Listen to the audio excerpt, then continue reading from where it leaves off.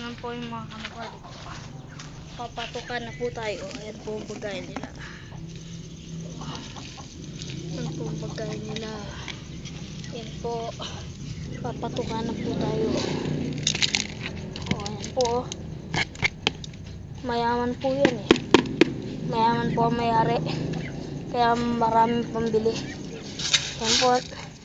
Ganyan po ang tamang ang pagkain ng mga kalapati. Pagka may get po na pagka 8 po sila, ganyan po ang tamang pagkain na karami. Ito po, pampalakas ng mga muscle nila yan.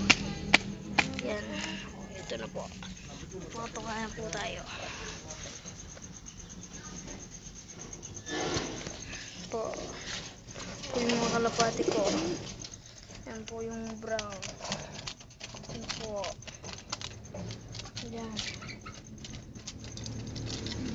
Yan po yung puti po. Tapos yung magawagan po sila pagkain. Sige po, mamaya po ulit.